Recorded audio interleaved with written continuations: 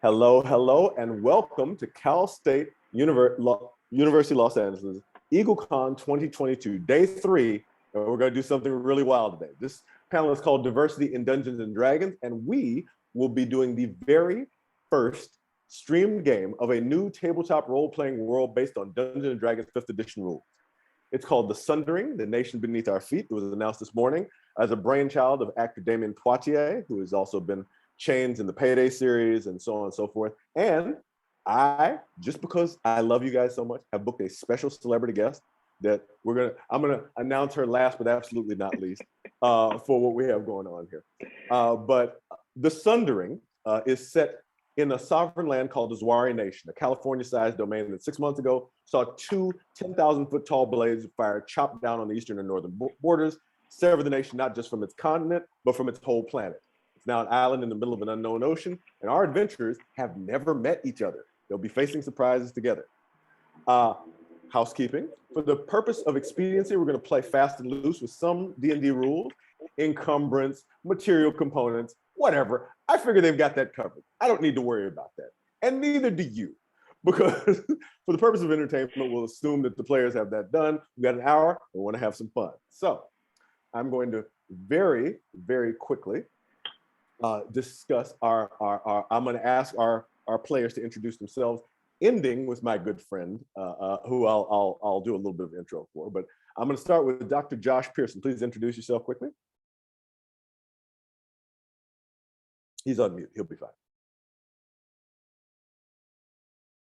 Oh, maybe he won't be. Hello, I'm Dr. Josh Pearson. I teach courses in science fiction for Cal State LA, and I'm playing Leander, a mysterious magic-wielding swordsman. Love it. Thank you. Dr. Atterbury, if you would be so kind. Hi, I'm Stina Atterbury. I've taught for Cal State LA the science fiction courses in the past, although right now I teach for another university, and I'm playing the character Beehive number 6. I can't wait for that. Okay. PJ, please introduce yourself. Hello, my name is PJ. I'm an English major student, and I am going to be playing as Aimer of House Sparta, a paladin in search of a very special sword. Love it. Amazing. Marie, please introduce yourself. Hi, my name's Marie. I'm a political science major, and I am playing Mars, a half-elf druid who is part of a temple with questionable things.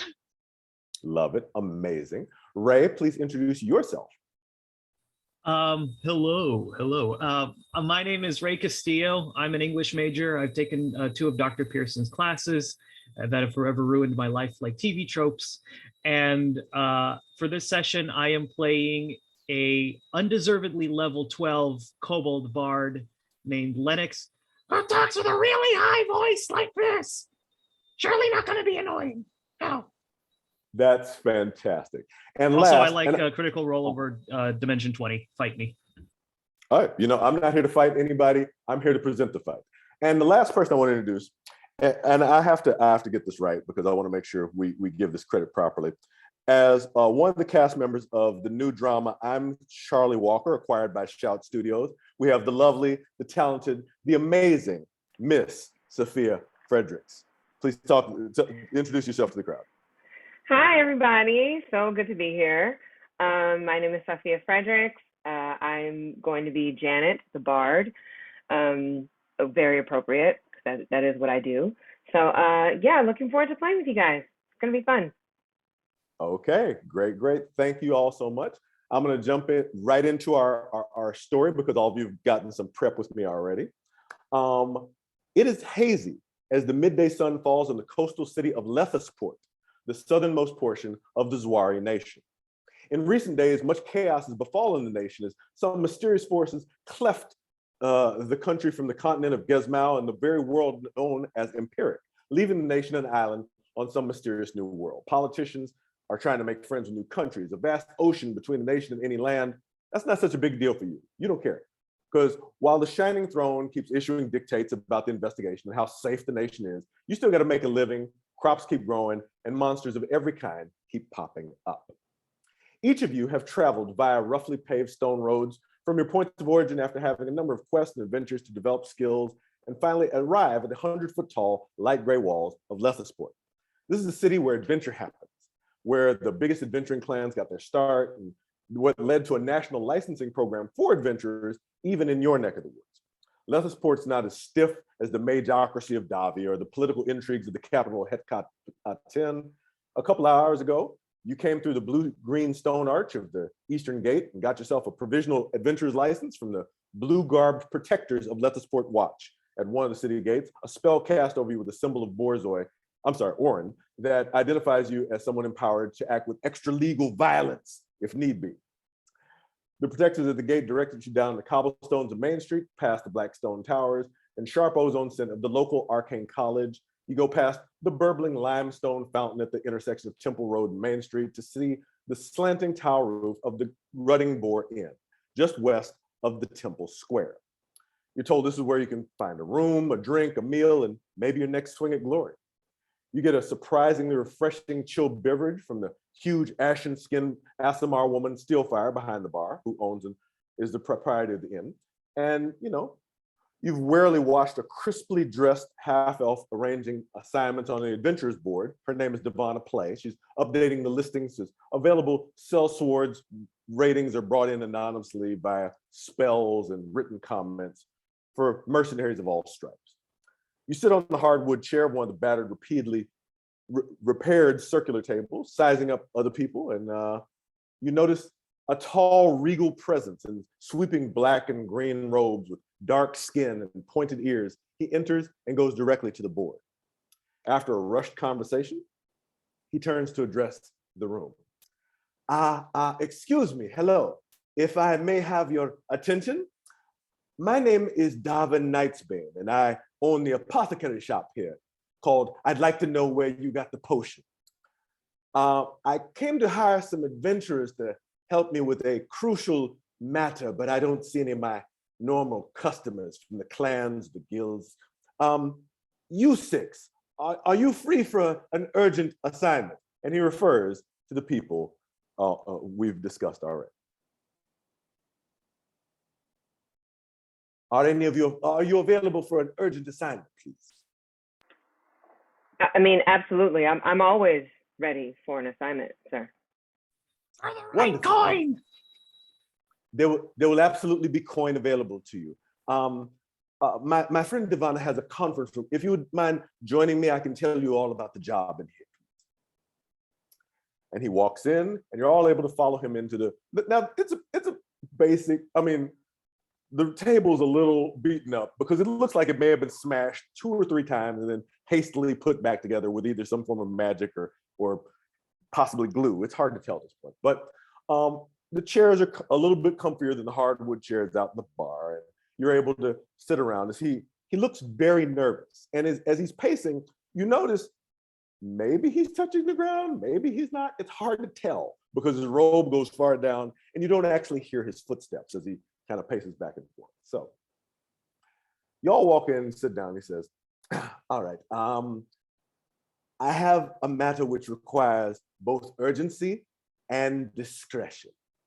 So I'll open up to say, I will be paying, let's say, 1,500 gold to each of you upon successful completion of this.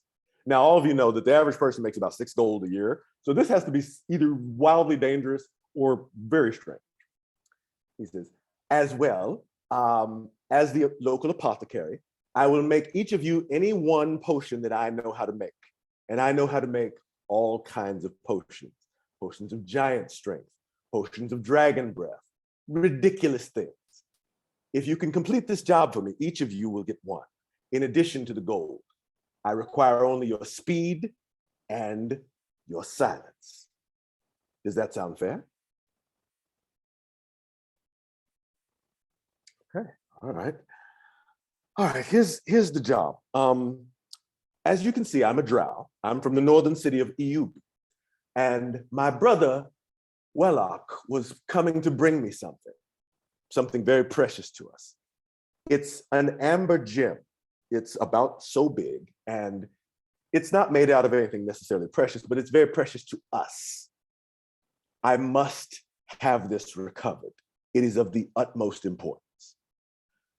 My brother also had a sword with him that was very important to my father. If you can recover that as well, that'd be wonderful. But if not, well, the gem has to be recovered.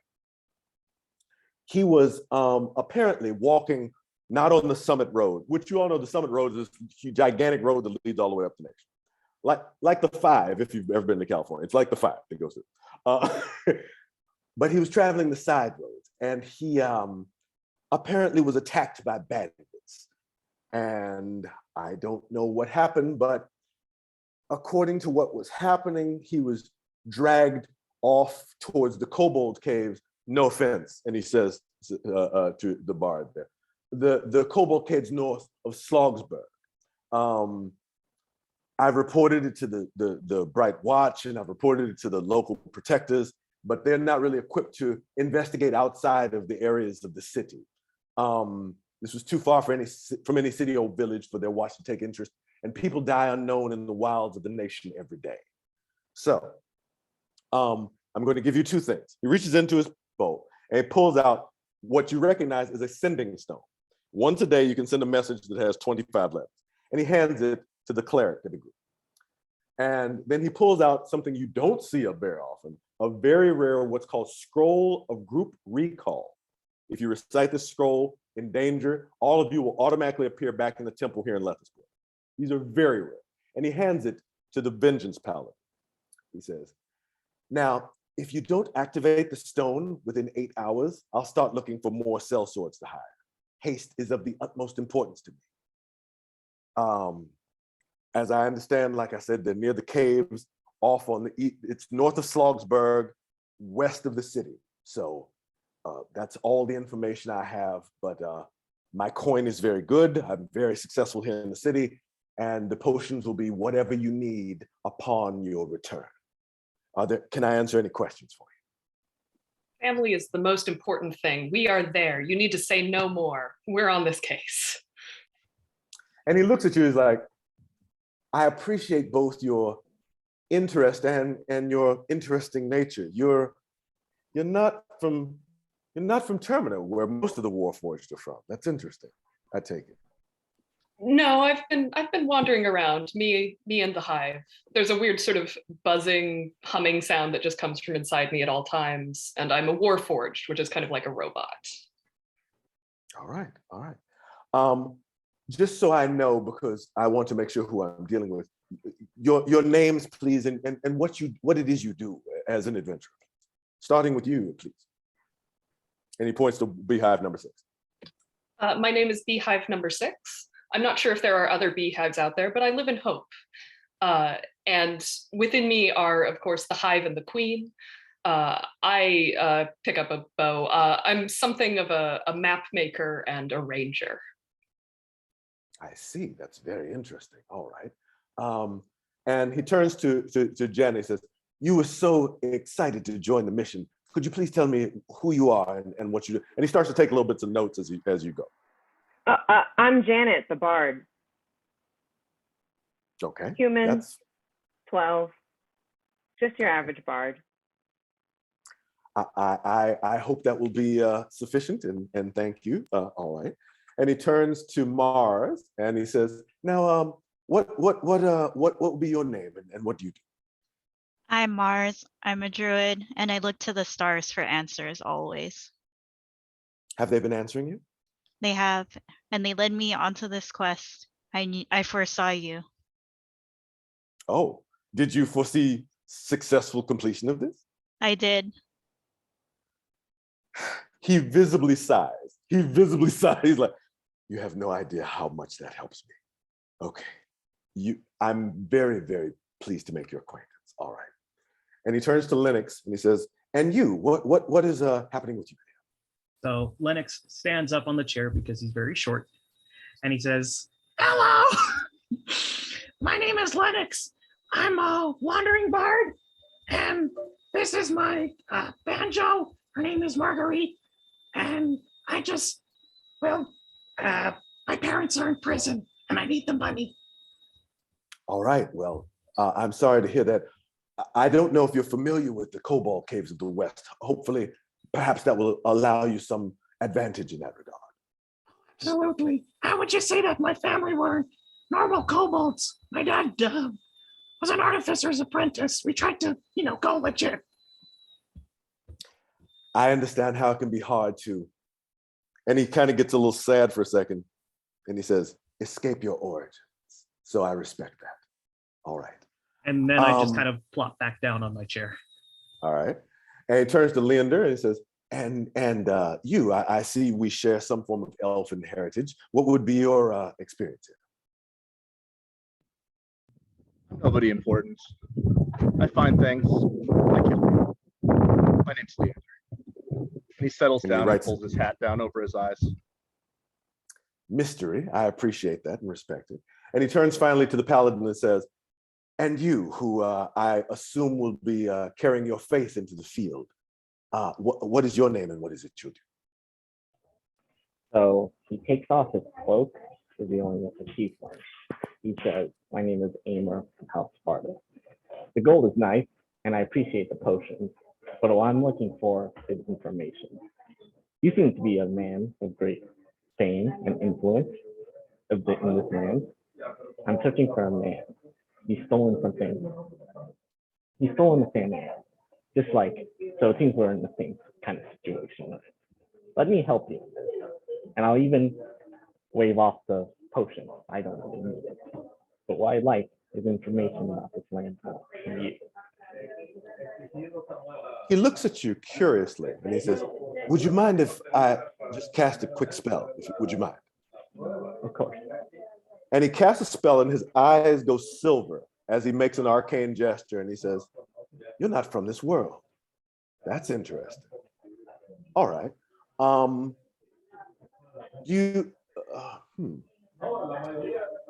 I know someone who would be very interested in speaking with you. I do believe I can be of great service to you, and hopefully you'll be of great service to me as well. Yes, when you come back, we should talk more. I would be very appreciative of that. All right. I offer my hand as a handshake. Well, then I guess we have a deal.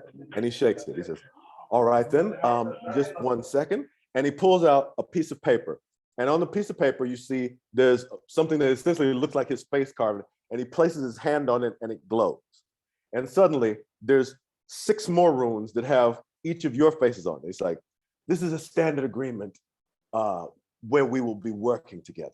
This guarantees that I will pay you what you have promised and that you will do your best to fulfill the contract's terms. If you please place your hands where you see your face, that should take care of everything. Can I do an Arcana check? Please do. Roll for Arcana check. 17. 17. You have been around the nation long enough to recognize that this is an enchantment from Orin the Ashen Angel, who is the god of order, the second most powerful god of the nation. It's very similar to the spell that you got when you were licensed to become an adventurer, when they said you're allowed to kill people, basically. This means that Orin's eye is on you, and that if you break this deal, that every cop in the entire nation will know that you're an oathbreaker. Okay. Okay. All right. No pressure. So everybody seems to sign up, and the contract glows bright, glows in the air, and then splits in 2. He takes one of them and he hands one over to the rest of you as a copy. He's like, thank you. And please return to my shop. My shop is on the west side of Main Street. It looks like a big bottle, a big potion bottle. Thank you. And I will speak with you soon. And with that, he steps out of the room and the 6 of you are left to your own devices. What would you like to do next? Have I traveled to this particular Kobold Cave location before? Do I know like how far away it is, easiest routes to get there? You haven't specifically been there, but it's not a secret of place. It's about an hour and a half walk outside of town. Okay, so it's walking time. So what do you all think this really is? If he's willing to pay this kind of money to get something back, it's likely someone paid these bandits to take it from him. Any guesses what this amber doodad might really be? But mine has an ugly face on it.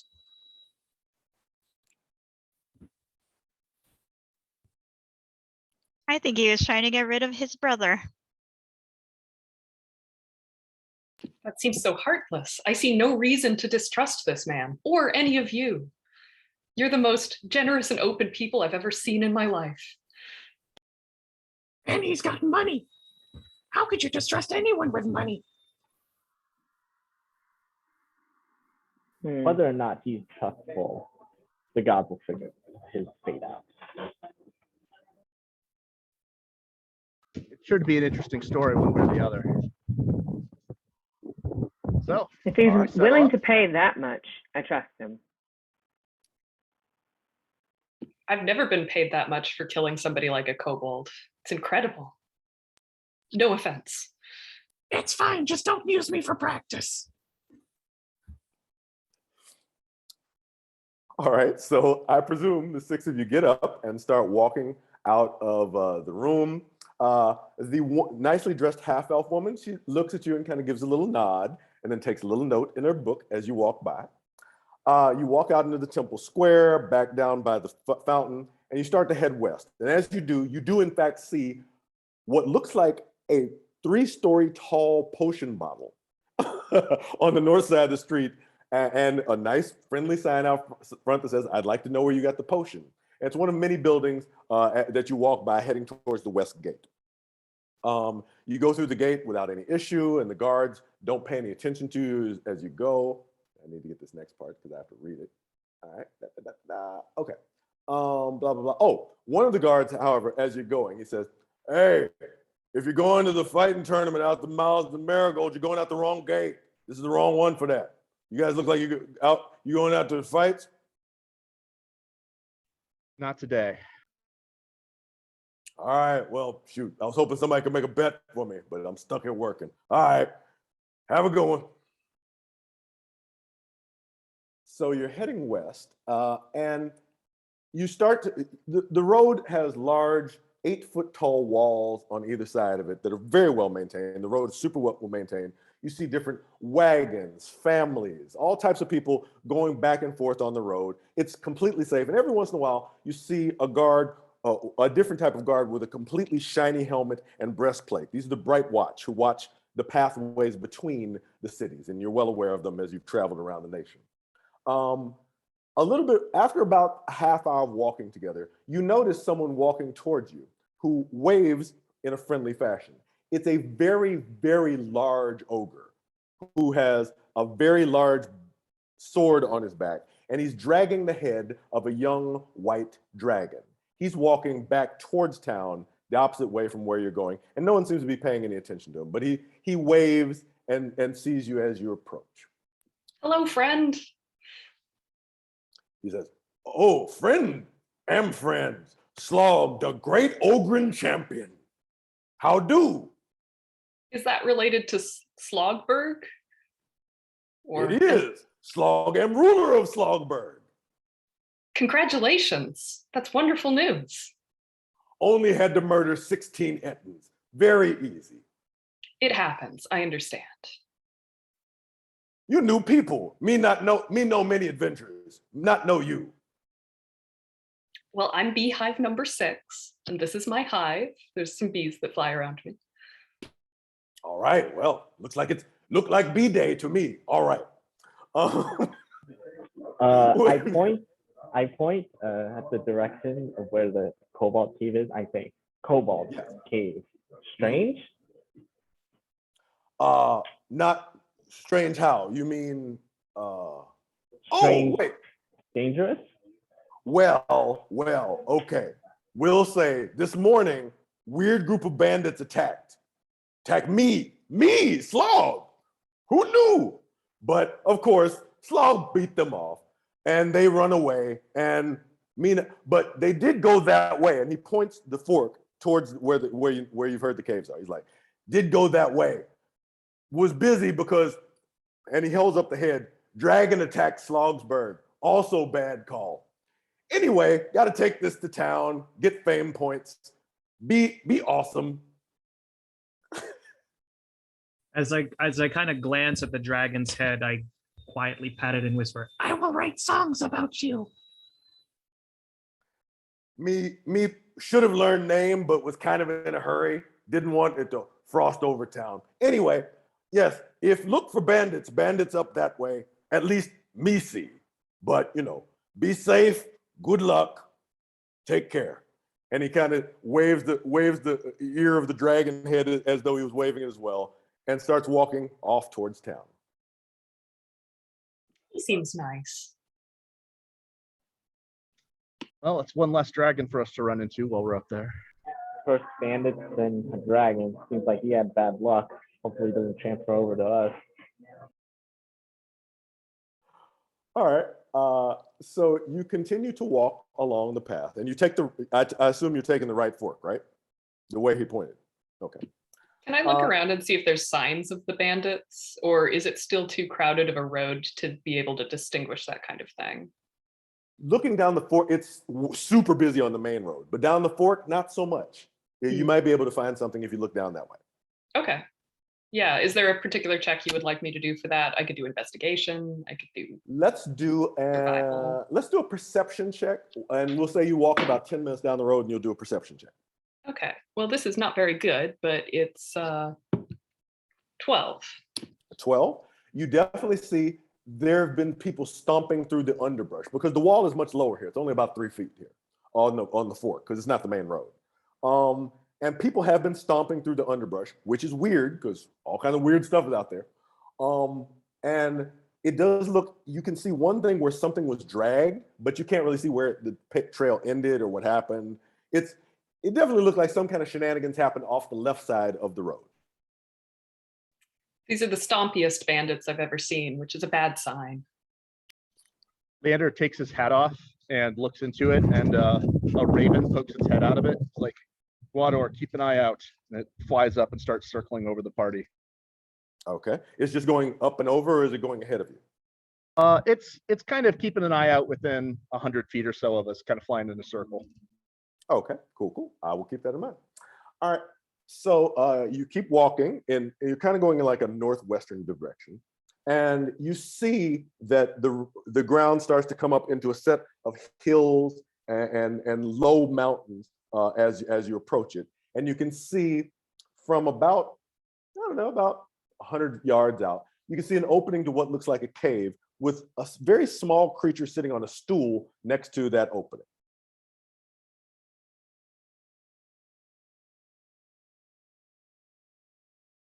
Hello, friend. Oh, you're not close enough to be heard there. You're still about 100 feet away. I gesture at it. And you see it kind of looks your way, but it kind of shrugs and just sits back against where it is. Maybe he doesn't want to be friends.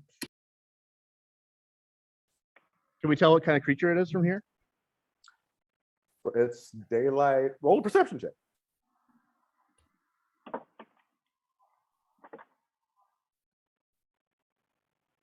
I get a 14. 14. It is a kobold. It does not look anywhere near as well put together as the kobold in your group. This one looks a little dingy. I kind of give Leander a look after he says like what we see. And I ask, Maybe I should go talk to him.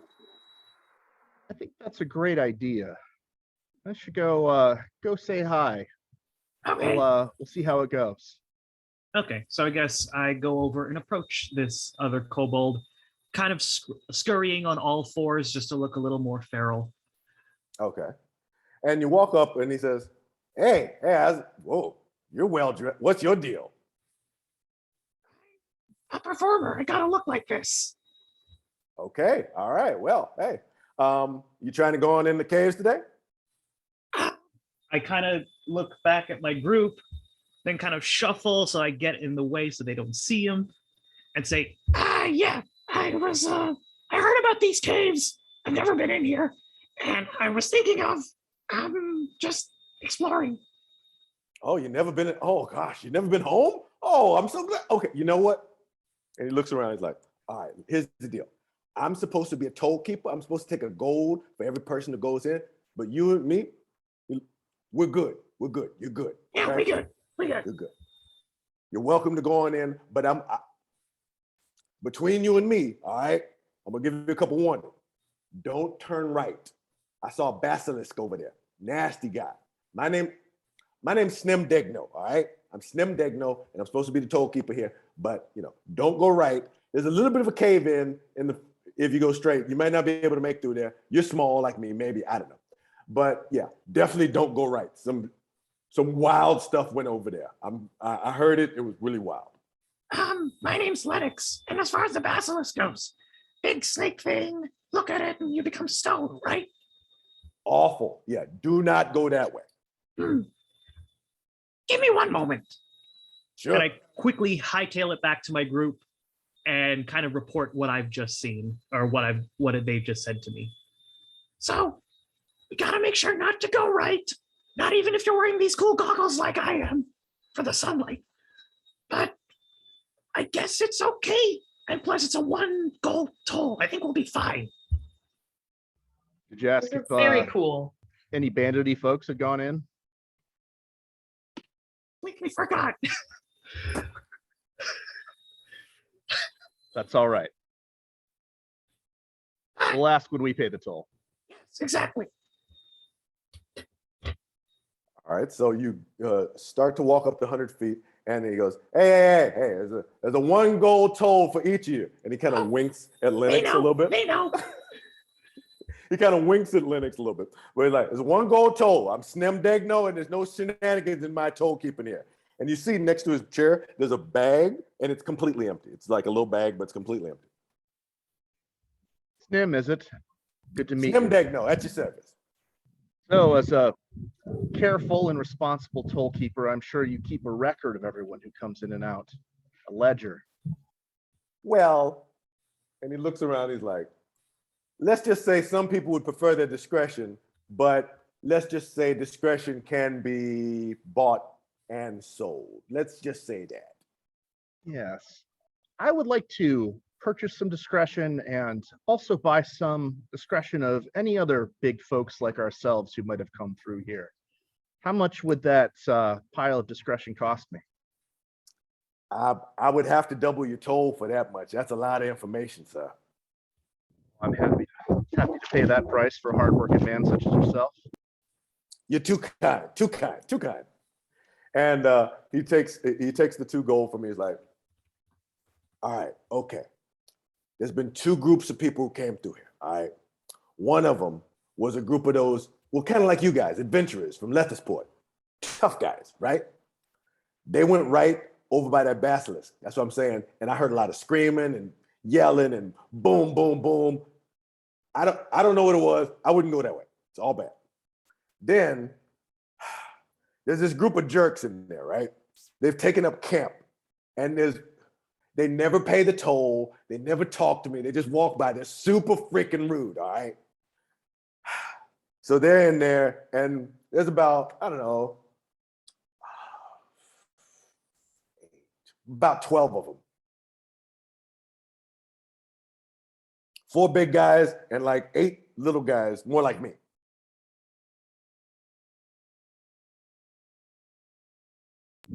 Well, we might pay them a visit. I See what they're up to. take a hand on, I bring a hand on his shoulder. I say, you seem to be a man of great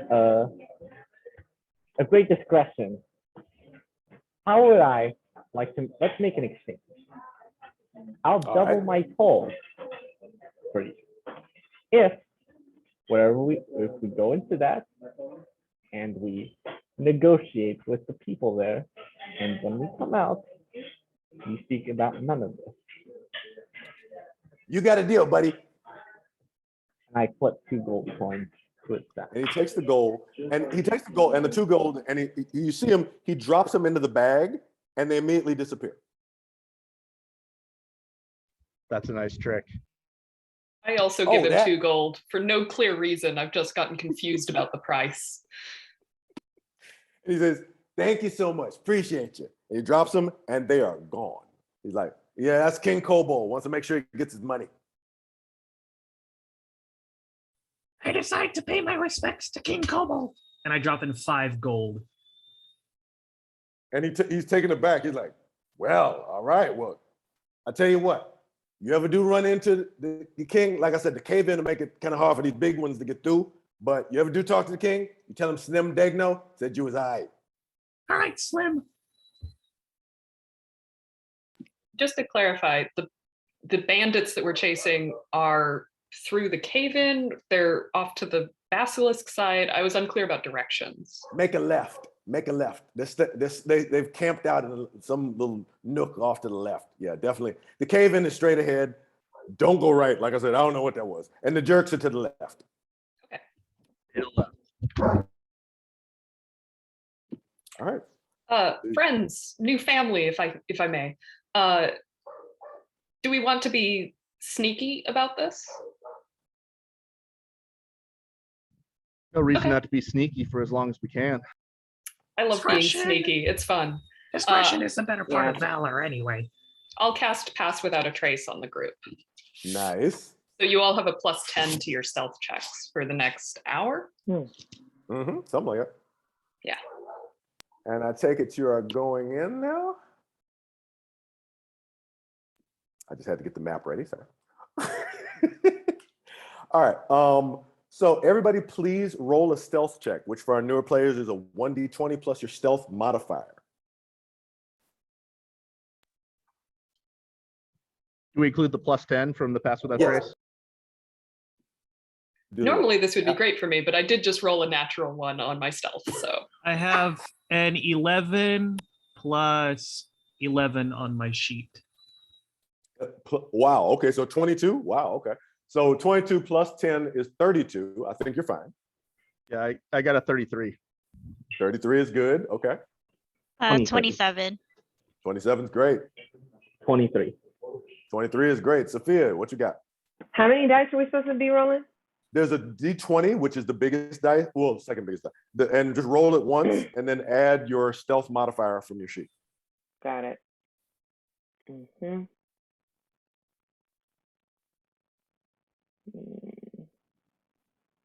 I got 11.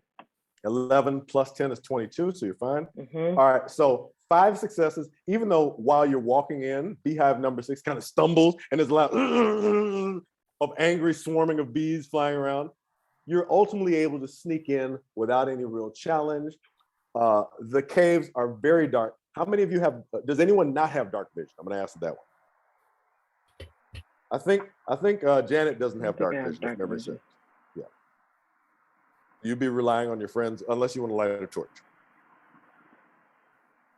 Or unless you have some light source. Anybody else not have night vision? Because I know everybody else, I believe. I haven't played a Warforged before. I assume they probably have dark vision, but I haven't checked.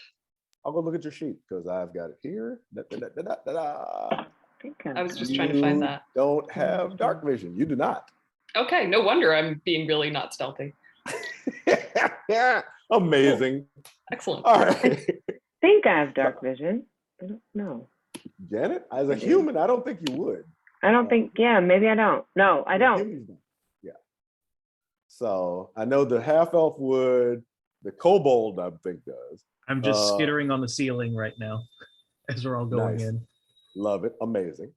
All right. So you walk into this wide opening and you see the 3 tunnels that veer away from the entrance. You do see directly in front of you, there's been a massive cave in. There's a lot of rocks piled up. There's a teensy hole, which maybe a kobold could squeeze through, but it's rough. And you also see a path to the right and you see a path to the left. And to the left, you can notice a slight orangish glow flickering. It's about 150 feet down there. Okay, so do we go confront these guys now? I'm turning to Leander as I say it because I assume that he's the leader. Do we go confront them now? Or do you want us to go sneak around and surveil them? I mean, knowing, as they say, is half the battle. It would be good to know more. We have Snim's numbers, but 4 big and 8 small isn't much intelligence. We could go up and take a look. Okay. How far would you like to walk along the corridor? That says about 150 feet.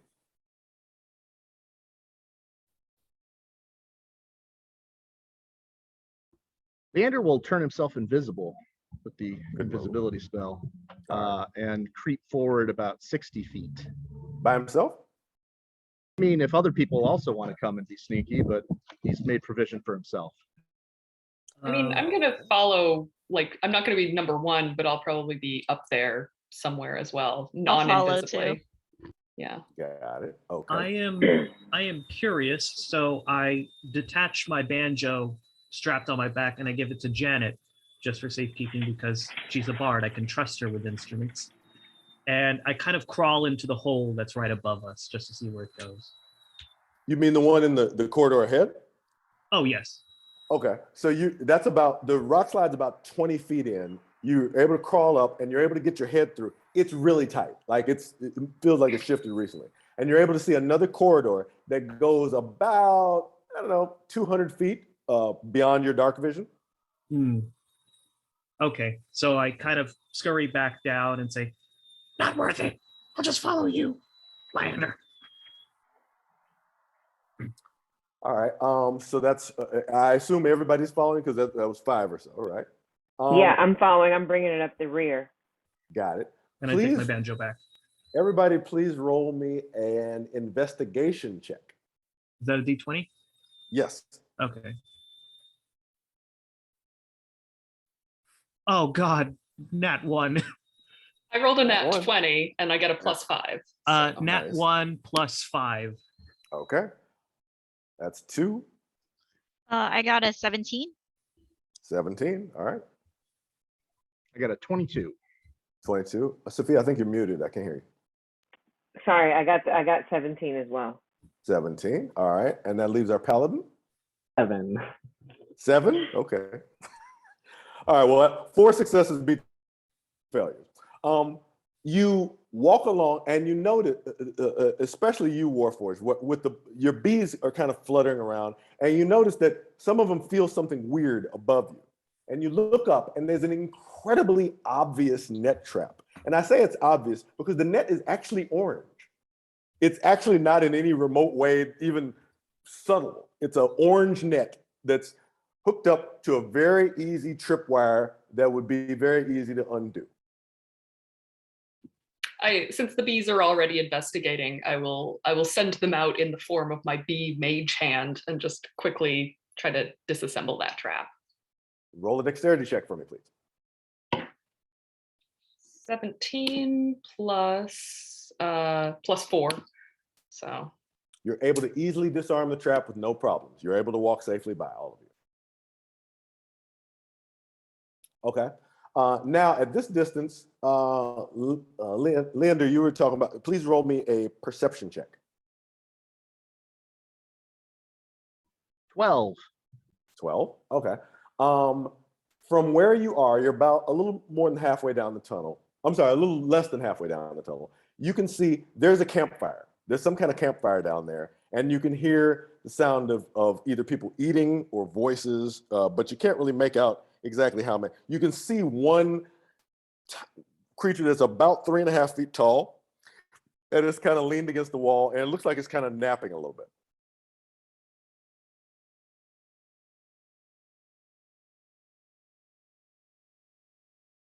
What would you all like to do? Always good to have a sleepy sentry to deal with.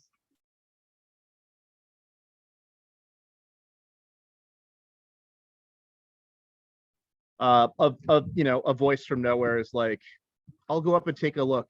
You guys hold here for a minute. I'll let you know if the sleepiness is a trick. Okay. And I will creep forward invisibly.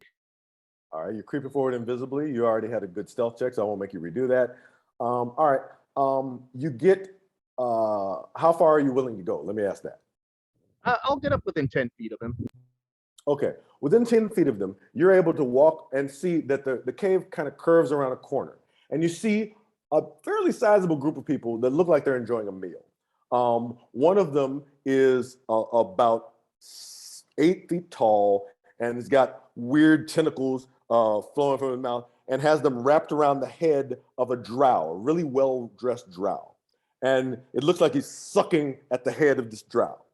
You also see further back There is a warforged that's sitting there like a cleric. He's holding a holy symbol, and two more of the little creatures that you saw, like the sleepy one, are just kind of sitting there talking to him.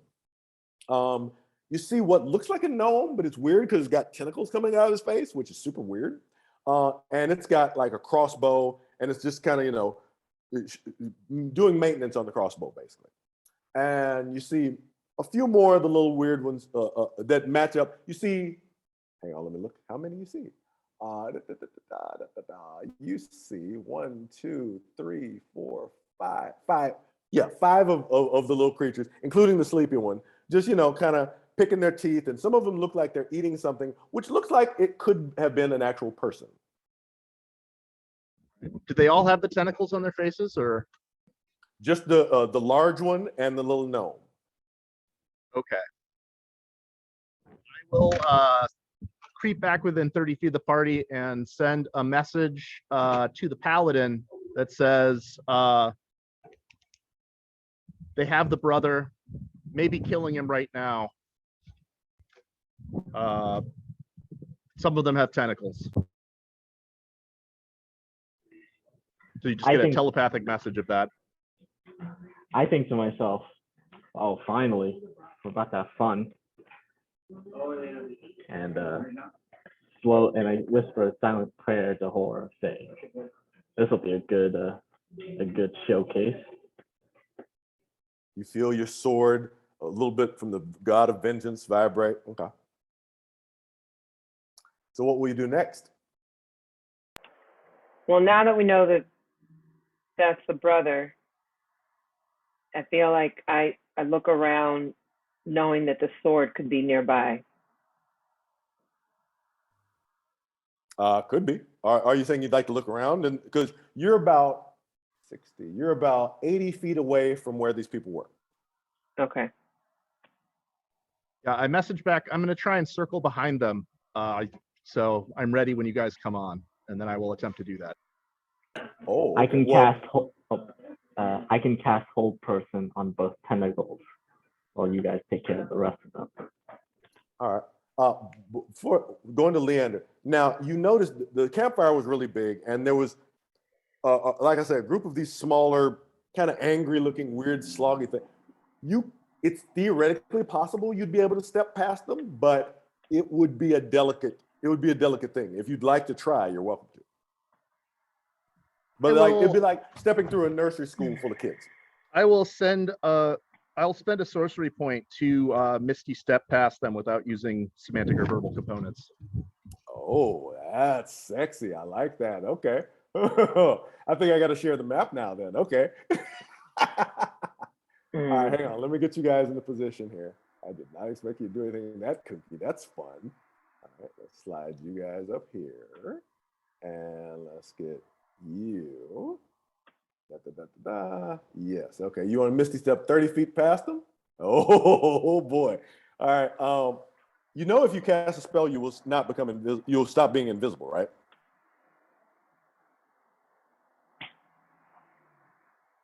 You're on mute. Can I spot a place where I can Misty Step to, where I would come out in a place of concealment? No. Or is it pretty open? It's pretty open. That's trickier. I was like, if he steps, I'm gonna let him do it, but wait, he's gonna do what now? If he stops using Misty Step, where is he? Who can see him? What is it? What? When he stops using Misty Step, who can see him? Like everybody. If he casts any spell, his invisibility will drop. Okay. Who is the closest to him right now? There is a sleeping little creature that's about 3.5 feet tall, like leaned up against a wall, right at the rim of the cave. What kind of creature is this? Like, can we give me a, let's see, which one would this be? Let's go for history check. Ooh. I'm not the best at history. Yeah, that's a 4. I don't know. Maybe a little person. It's hard to tell. I don't know. You don't know. Can I try a history check? You can, but the DC goes up slightly. Yes. Mm-hmm. Okay. I have an 11 combined with my history. It's +7, so 18. Okay, that does it. These are Grimlocks. There are a number of Grimlocks that are, kind of weird humanoid, angry, grunting creatures that mostly serve as minions for other people. Okay. Looks And too, there's looks at too least stupid to have 5 a of them. lullaby. There's at least 5 of them. Yeah, looks stupid to try a lullaby on it. Could I know that I can't do it invisibly, but could I try to sneak up and take a look at that Warforged and see if it's somebody I know? I'm kind of on the fence about fighting these guys. Like, Yeah, if I'm gonna become visible if I misty step, then I'll just try and sneak past them in a regular sneak manner instead. Okay. Roll a stealth check. I get a 30. Oh my god. I mean, because Okay. we're still But you're under the you're too pass far without you're trace, too, right? You're too I got a far for pass 29. without trace. You would have to be If standing I'm too within far 30. away for pass without trace, then I get a 20. well, I'm coming up as well, so I think Okay. I will allow that if you want to. If let's get Beehive up here. Beehive. I'm gonna just share this because I did a lot of work on this map, so I'm gonna share it. Yeah. It's up to you whether it's the 20 or the 30. It's still my plan. Got it. Okay. So here's Beehive. Let me size this down a little so definition's a little better. And that's Linux. That's Janet. There you go. So come on. You are here, and you're able to invisibly sneak past the fire, tiptoe past these weirdos, past Tentacle Face here, and you can get here, which will reveal more of the map to you. Oh shoot, this is in my way. Excellent. Thanks to Photoshop for this map, and also Dungeon Scrawl, which I use for that. Yeah, there you go. So in there, you're able to see the last few, and a kind of a weird looking guy with a hat and like a kind of a dusty poncho, and he seems to be urinating in one corner. And this is you right here, and right here. Oh, toward the Warforged question, please roll a history check for me. That'll be for Beehive. that's a 17. 17. You can tell this is somebody from Termina, because you've been to Termina. Termina is the biggest Warforged heavy town in the nation. It's somebody from Termina. You've seen people like this, but you don't know specifically which one it is.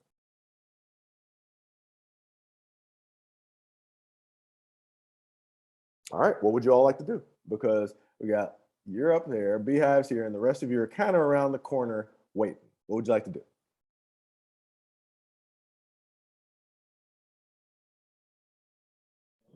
Either we talk to them now or we start fighting. I don't want to wait anymore.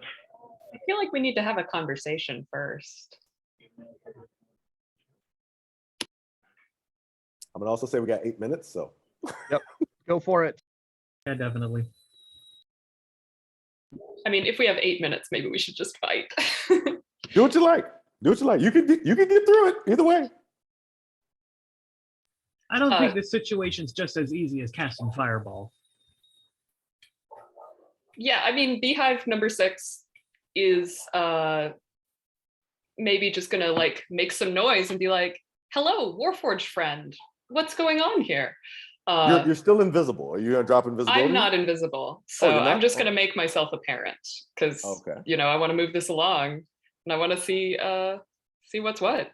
All right, so you do so, and all of a sudden, all of them stand up. All of them stand up immediately and start to pay attention to you.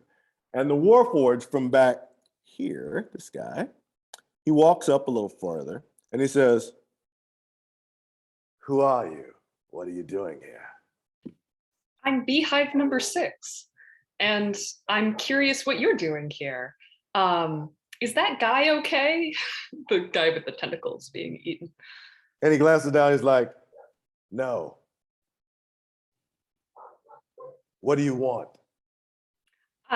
Well, I think I think actually I'm here to help him. This seems like it's not going well. I was hoping we could be friends. I'm gonna go ahead and attack him. Oh, okay. Yeah. Let's roll a charisma check. I mean, my charisma. All right, I'm not going to persuade him of anything, and like he seems unfriendly in a way that's like not very nice. Okay.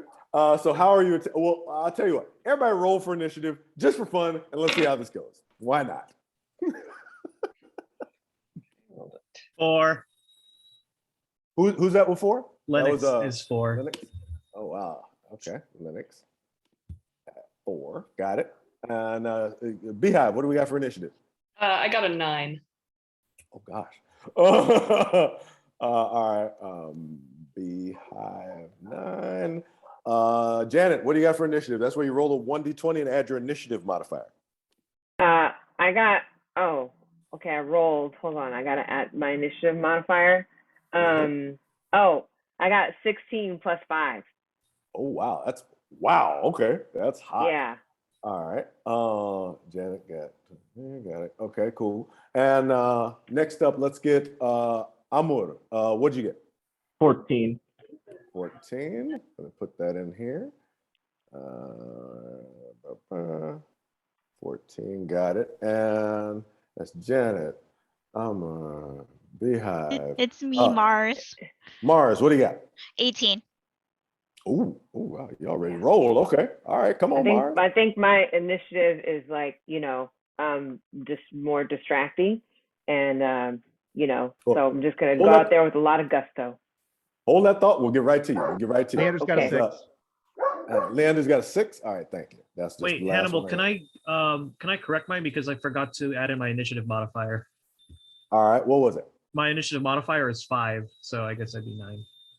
You'd be 9 total. All right, let me. All right, so you're up there with Beehive. I'll just say because I'll let Beehive go first because I'm in a hurry. But okay.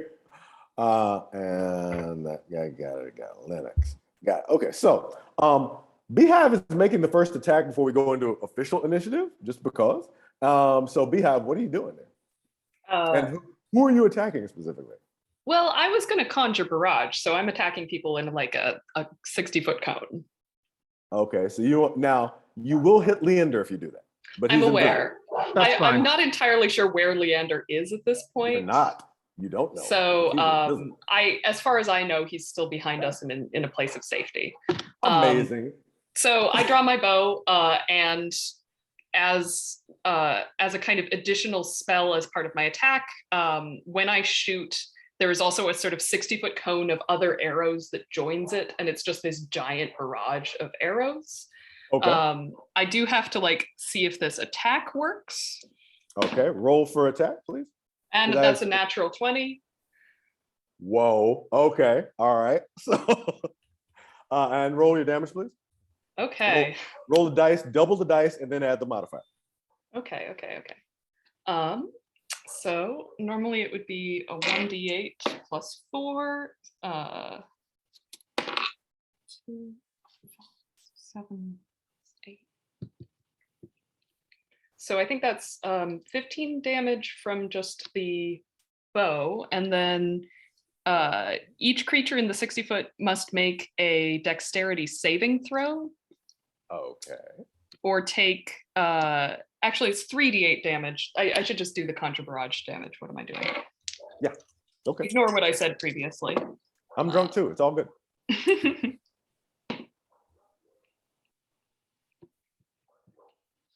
So that's going to be 13 damage on a failed save from everybody in that range. And then in addition to that, my bees are going to do Mighty Swarm, which means that, which means that they take an extra d8 damage. And I'm going to say that they attack the Warforged and do an extra 5 damage to him. Okay, so the total for him, it was 13 plus 5 plus what? The barrage damage? The barrage damage is 3d8. Is it also an arrow attack on top of that? Yeah, you roll the 3d8 after you roll your regular damage on the arrow. Oh, okay. So in that case, it's 15 plus 13. Okay, 15 plus 13 is 28 plus 5, so that's 31. Yeah. Okay, he did not like that at all. That seems more reasonable for a 3rd level spell. He did not like that at all. Okay. Yeah, they do have to make a dexterity save, so it's possible that it's half damage for the 13. He actually rolled a 10, so he did not. And as he did, each of the Grimlocks just literally kind of burst into flames and died. Oh, because that's way more damage than they have. Yeah, whatever. I'll just make them go. All right, so this one's dead. This one's dead. This one's dead. And got a lot of them out of the way early. This one's dead. All right. And you did 30 damage to that one and 30 damage to, you did, what was just the barrage damage? Because that will go to the Just the barrage damage is 13. Okay, so that would be, okay, cool. And then this little fellow also would get that 13, and he is not going to be very happy about that. So, got it. Okay, got it. Okay, cool. So we're all set. Any more on your turn, or are you done? I potentially have a second attack. Come on. We'll see if that hits. That's a 12 plus 7 or plus 8. So 12 plus 7 20. is, I think that's going to beat his AC, but let me just triple check him. You know, I'm not going to triple, I'm in a hurry. Yeah, it beats his AC. Roll damage. Okay, that's another 12 damage to him. Okay, he is. And then I'll use my movement to just back up against that wall. Okay. A little more distance. Got it. All right, cool. So I'm going to back you up. Oh, shoot. There you go. Back you up here to get a little more distance. All right. So now we're officially in initiative, and that leads us to our young, small Nomi face thing, which is he's trying to figure out his life. He's like, he just got hit minding his own business. He doesn't know what happened. So he is going to chuck he's going to fire a crossbow bolt at you directly. And let me roll that. He rolls a natural 3. Goes right past you, misses completely. And he's only got one attack. So he then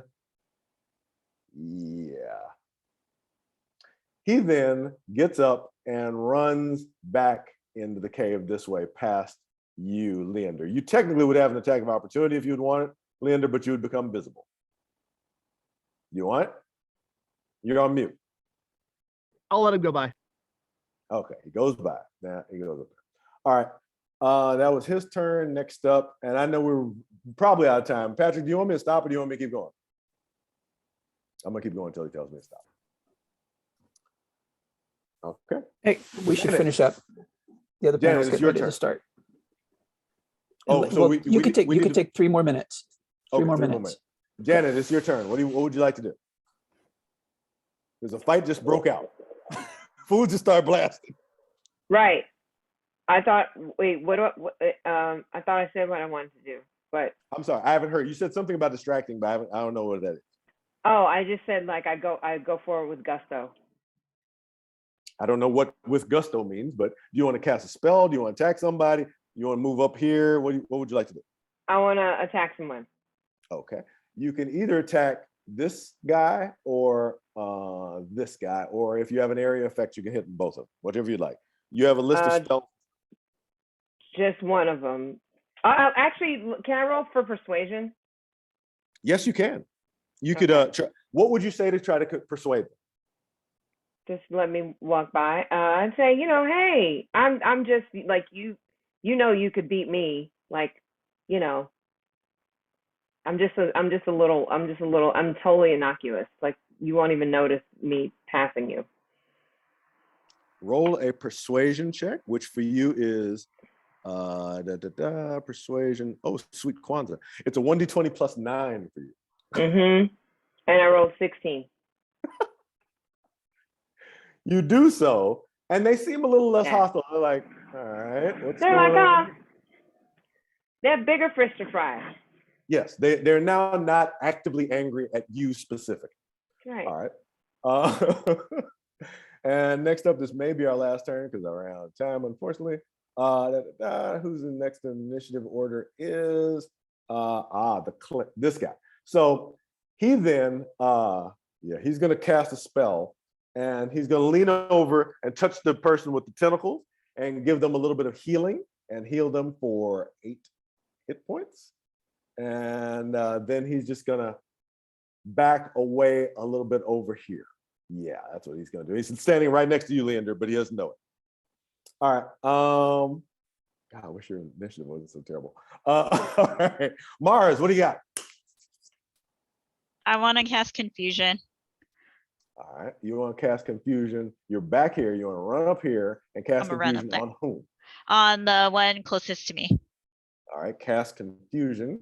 Confusion is a saving throw, I take it? Yes. And what's the saving? It looks like it is Wisdom 14.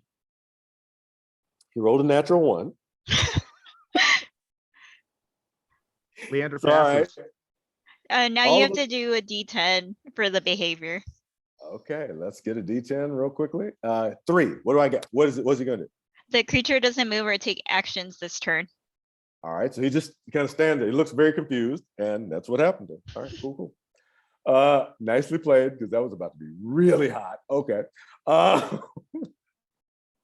Now it is the Grimlock's turn, the little creatures, and they just saw a bunch of their friends die, and they're not happy. So this one runs up here.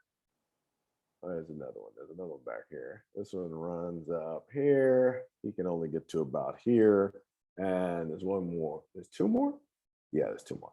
So they run up. They're basically run up, getting ready to fight, but they can't reach anybody yet. So let's just put them up there. And I want to get one more person in initiative before the next panel.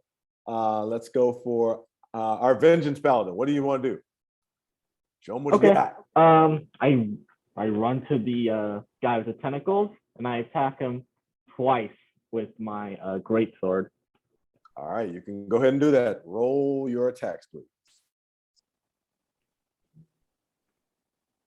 20, unnat 20, just like 11 plus 9. Right. Whoa. Okay. Well, 20 hits. Yeah, you're good. You're good for that. Roll the attack on the second one. Okay. 14. 14, I believe, misses. All right. So you take one swing and you're able to clack right in the neck, but he's able to recover and dodge the second one. What's the damage? Yeah. And is this an undead or is this a fiendish kind of creature? You don't know. Okay.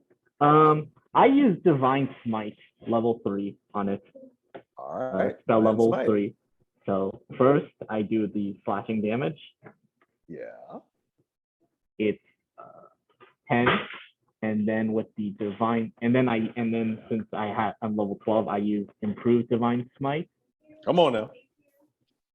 Which is 2, and then since it's plus 1 second.